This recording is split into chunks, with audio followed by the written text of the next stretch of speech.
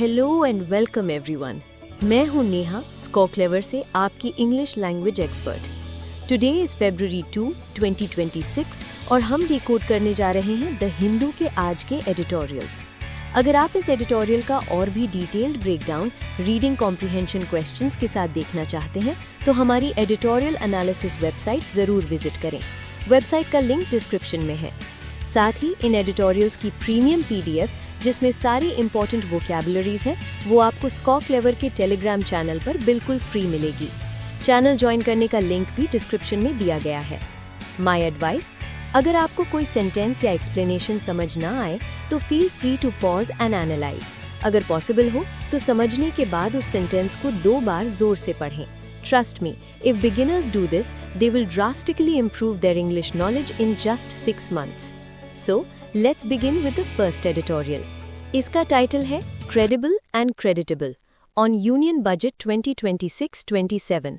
विश्वसनीय और सराहनीय केंद्रीय बजट 2026-27 पर। क्रेडिबल का मतलब होता है जिस पर विश्वास किया जा सके और क्रेडिटेबल का मतलब होता है जो तारीफ के काबिल हो। और सबटाइटल है the union budget 2026-27 chose prudence over adventurism and multi-pronged measures over big bang reforms। केंद्रीय बजट 2026-27 ने जोखिम लेने के बजाय सावधानी को चुना और बड़े सुधारों के बजाय बहुआयामी उपायों को चुना। यहाँ मल्टी-प्रॉन्ग्ड का मतलब है हैविंग मेनी डिफरेंट पार्ट्स और एस्पेक्ट्स, मतलब कई दिशाओं से प्रॉब्लम को सॉल्व करने की कोशिश। चलिए अब एडिटोरियल को लाइन बाय लाइन समझते हैं। Where budget 2025 was largely dominated by the income tax rate and slab relaxations, budget 2026 has done away with big bang measures। जहां 2025 के बजट में मुख्य रूप से आयकर की दर और स्लैब में छूट का बोलबाला था, वहीं 2026 के बजट में बड़े उपायों को खत्म कर दिया गया है। Instead, its scattershot approach, इसके बजाय इसका स्कैटर शॉट अप्रोच, यहाँ स्कैटर शॉट का मतलब है जो किसी एक जगह पर टारगेटेड न हो बल्कि कई अलग अलग जगहों पर फैला हुआ हो। Through various sectoral and issue based measures when taken together is aimed at propelling India's growth over the medium term. विभिन्न सेक्टोरल और मुद्दे आधारित उपायों के माध्यम से जब उन्हें एक साथ देखा जाता है तो इसका उद्देश्य मध्यम अवधि में भारत के विकास को आगे बढ़ाना है। प्रोपेलिंग का मतलब होता है किसी चीज को आगे धकेलना या गति देना। Given the level of geo-economic and geopolitical uncertainties that the Indian economy faces, भारतीय अर्थव्यवस्था जिस स्तर की भू-आर्थिक और भू-राजनीतिक अनिश्चितताओं का सामना कर रही है, उसे देखते हुए, this diffused approach is likely a more effective policy than targeted big bang announcements would be। ये फैला हुआ दृष्टिकोण, जिसे डिफ्यूज्ड अप्रोच कहते हैं, शायद लक्षित बड़े ऐलानों की तुलना में एक अधिक प्रभावी नीति है। डिफ्यूज्ड का मतलब भी स्कैटर्ड या फैला हुआ होता है। This is not the time for further disruption, ये और अधिक व्यवधान का समय नहीं है। Budget 2026 contains announcements for the manufacturing sector, various services sectors, as well as particular provisions to help labor-intensive sectors such as textiles and leather। Budget 2026 में विनिर्माण क्षेत्र, विभिन्न सेवा क्षेत्रों के साथ साथ कपड़ा और चमड़ा जैसे श्रम प्रधान क्षेत्रों की मदद के लिए विशेष प्रावधानों की घोषणाएं शामिल हैं। In terms of manufacturing, the budget includes measures covering 7 well-thought-out areas: biopharma, semiconductor, electronics, rare earths, chemicals, capital goods, and textiles। विनिर्माण के संदर्भ में बजट में 7 अच्छी तरह से सोचे समझे क्षेत्रों को कवर करने वाले उपाय शामिल हैं: बायोफार्मा, सेमीकंडक्टर, इलेक्ट्रॉनिक्स, दुर्लभ पृथ्वी तत्व, रसायन, पूंजीगत सामान और कपड़ा। सेमीकंडक्टर और इलेक्ट्रॉनिक्स विनिर्माण कुछ ऐसे क्षेत्र हैं जिन्हें भारत सरकार की मौजूदा PLI योजनाओं से लाभ हुआ है।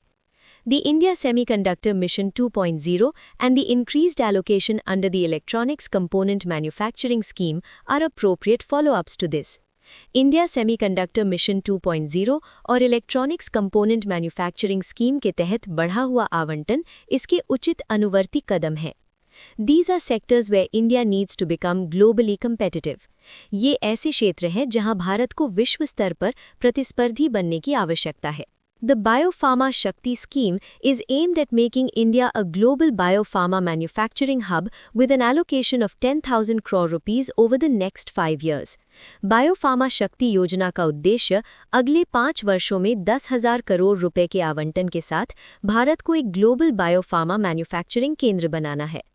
Pharmaceuticals, already a sector that India does well in, is exempt from the US's 50% tariffs. Pharmaceuticals एक ऐसा क्षेत्र है जिसमें भारत पहले से ही अच्छा प्रदर्शन कर रहा है, अमेरिका के 50% टैरिफ से मुक्त है. It is also important to support those sectors that are currently hit by those same tariffs. उन क्षेत्रों का समर्थन करना भी महत्वपूर्ण है जो वर्तमान में उन्हीं टैरिफ से प्रभावित हैं. The National Export Promotion Mission, announced in the last budget, was implemented only by December 2025, 9 months into the financial year. पिछले बजट में घोषित राष्ट्रीय निर्यात संवर्धन मिशन को वित्तीय वर्ष के 9 महीने बीत जाने के बाद दिसंबर 2025 तक ही लागू किया गया था. The center should ensure that this budget's integrated program for the textile sector does not face similar delays. केंद्र को ये सुनिश्चित करना चाहिए कि इस बजट के कपड़ा क्षेत्र के लिए एकीकृत कार्यक्रम में इसी तरह की देरी का सामना न करना पड़े. Also, the various measures aimed at creating champion MSMEs, providing them equity, liquidity and professional support must be implemented quickly.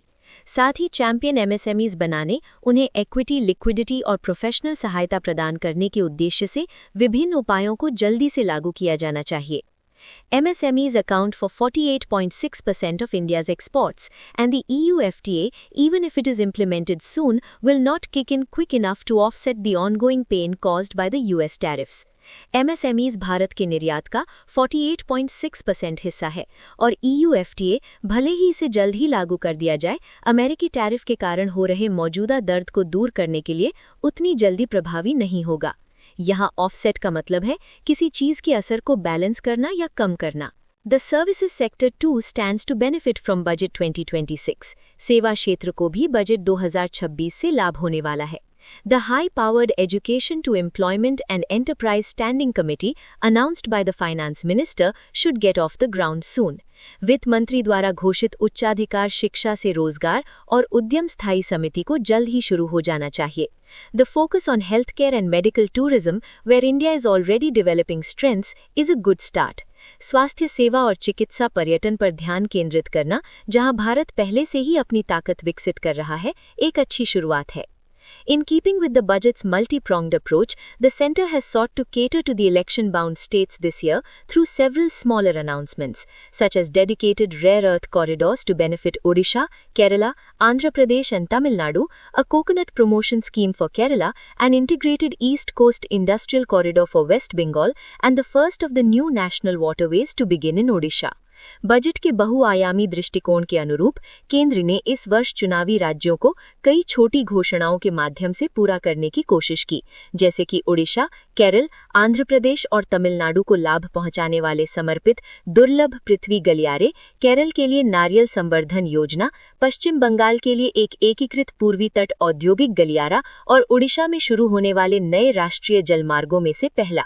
Rather than through the consolidated packages of the past, न कि अतीत के समेकित पैकेजों के माध्यम से. फ्रेंड्स, एक छोटा सा ब्रेक. अगर आप वोकैबुलरीज, इडियम्स एंड फ्रेजेस को आसानी से याद करना चाहते हैं तो गूगल प्ले स्टोर पर हमारा स्को क्लेवर ऐप जरूर डाउनलोड करें. इसमें एक यूनिक लर्निंग टेक्निक है जो एस्पिरेंट्स को चीजें एक बार में याद करने में मदद करती है, so that you never forget them. Also, हमारा ये नया पॉडकास्ट इनिशिएटिव आपको कैसा लग रहा है? प्लीज कॉमेंट करके अपना फीडबैक जरूर दें. इसे बनाने में बहुत एफर्ट लगता है, सो प्लीज लाइक, शेयर और सब्सक्राइब करके हमें सपोर्ट करें. Welcome back. चलिए अब एडिटोरियल के दूसरे हिस्से को देखते हैं. As for the centre's finances, Budget 2026 offers a mix of expenditure enthusiasm and revenue sobriety. जहां तक केंद्र की वित्तीय स्थिति का सवाल है, बजट 2026 व्यय उत्साह और राजस्व में गंभीरता का मिश्रण प्रदान करता है. यहाँ सोब्राइटी का मतलब है a serious and sensible attitude, मतलब राजस्व को लेकर सरकार काफी रियलिस्टिक और सीरियस है. The capital expenditure push, especially with regard to infrastructure creation, has continued, perhaps in reaction to the realization that current conditions do not encourage private investment. पूंजीगत व्यय को बढ़ावा विशेष रूप से बुनियादी ढांचे के निर्माण के संबंध में जारी रहा है, शायद इस एहसास की प्रतिक्रिया में कि मौजूदा परिस्थितियां निजी निवेश को प्रोत्साहित नहीं करती हैं। Overall, capital expenditure is set to grow to rupees 12.2 lakh crore in 2026-27, amounting to 4.4% of GDP, the highest in at least the last 10 years. कुल मिलाकर पूंजीगत व्यय 2026-27 में बढ़कर 12.2 लाख करोड़ रुपए होने वाला है, जो जीडीपी का 4.4% है और ये कम से कम पिछले 10 वर्षों में सबसे अधिक है। This includes the announcement of dedicated freight corridors and training institutes for the manpower needed. इसमें समर्पित फ्रेट कॉरिडोर और आवश्यक जनशक्ति के लिए प्रशिक्षण संस्थानों की घोषणा शामिल है। These rail corridors are also to be supplemented by a coastal cargo promotion scheme to incentivize increasing the share of inland waterways and coastal shipping. In rail गलियारों को एक तटीय कार्गो संवर्धन योजना द्वारा भी पूरक बनाया जाना है, ताकि अंतर्देशीय जलमार्गों और तटीय शिपिंग की हिस्सेदारी बढ़ाने को प्रोत्साहित किया जा सके। It is noteworthy that the center has revised downwards its capital expenditure for 2025-26 to 10.9 lakh crore rupees from the 11.2 lakh crore initially budgeted. ये ध्यान देने योग्य है कि केंद्र ने 2025-26 के लिए अपने पूंजीगत व्यय को संशोधित कर 11.2 लाख करोड़ रुपए के शुरुआती बजट से घटाकर 10.9 लाख करोड़ रुपए कर दिया है। It remains to be seen if this year's target will be met, but even coming close will provide a substantial fillip to the economy. ये देखना बाकी है कि इस वर्ष का लक्ष्य पूरा होगा या नहीं, लेकिन इसके करीब पहुंचना भी अर्थव्यवस्था को एक बड़ा प्रोत्साहन प्रदान करेगा। फिलिप का मतलब होता है a stimulus or boost to an activity, यानी एक तरह का प्रोत्साहन। On the revenue front, the center did not announce any major tax cuts for individuals or corporations.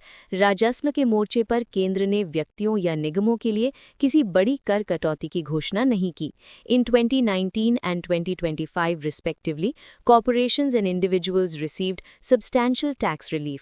2019 और 2025 में क्रमशः निगमों और व्यक्तियों को पर्याप्त कर राहत मिली। To announce more would have put undue stress on central finances at a time when its expenditure commitments, known and anticipated, are substantial. और अधिक घोषणा करना केंद्रीय वित्त पर अनुचित दबाव डालता, ऐसे समय में जब उसकी व्यय प्रतिबद्धताएं ज्ञात और अनुमानित पर्याप्त हैं।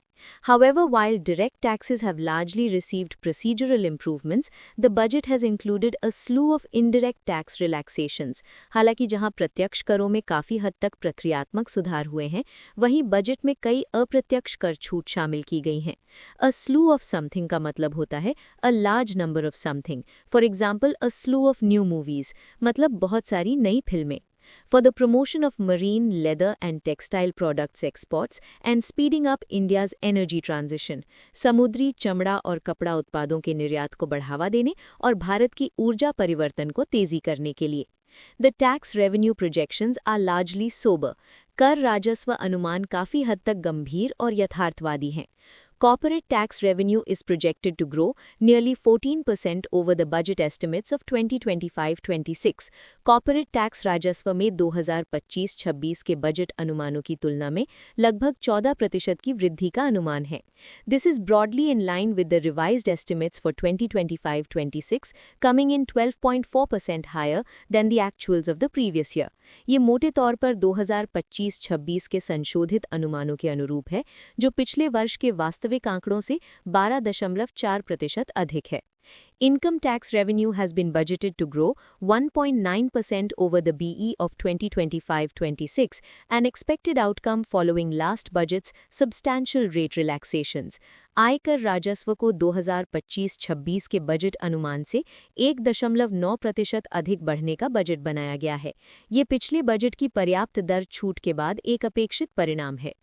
Gross GST revenue has been projected to contract 13.5% in 2027-28, a reflection of the September 2025 rate rationalization and the end of the compensation cess. सकल GST राजस्व के 2027-28 में 13.5% तक सिकुड़ने का अनुमान है, जो सितंबर 2025 की दर युक्तिकरण और क्षतिपूर्ति उपकर की समाप्ति का प्रतिबिंब है। Taken together, the centre's fiscal deficit has been projected at 4.3% of GDP in 2027-28, down from 4.4% estimated for 2025-26. कुल मिलाकर केंद्र का राजकोषीय घाटा 2027-28 में सकल घरेलू उत्पाद का 4.3% अनुमानित है, जो 2025-26 के लिए अनुमानित 4.4% से कम है. While the centre's fiscal consolidation path since the COVID-19 pandemic has been admirable, हालांकि COVID-19 महामारी के बाद केंद्र का राजकोषीय सुदृढ़ीकरण का मार्ग सराहनीय रहा है, continued aggression in reducing the deficit deserves some questioning. घाटे को कम करने में निरंतर आक्रामकता पर कुछ सवाल उठाए जाने चाहिए. Even the economic survey argued for some fiscal flexibility for the centre given the geo-economic and geopolitical conditions. यहाँ तक कि आर्थिक सर्वेक्षण ने भी भू-आर्थिक और भू-राजनैतिक परिस्थितियों को देखते हुए केंद्र के लिए कुछ राजकोषीय लचीलेपन की वकालत की थी. Overall, Budget 2026 may disappoint those looking for massive tax relief or subsidies, but is nevertheless a credible and creditable effort. कुल मिलाकर बजट 2026 उन लोगों को निराश कर सकता है जो बड़े पैमाने पर कर राहत या सब्सिडी की तलाश में हैं, लेकिन फिर भी ये एक विश्वसनीय और सराहनीय प्रयास है. So that was our first editorial. अब बात करते हैं इसके टोन की. The tone of this editorial is analytical.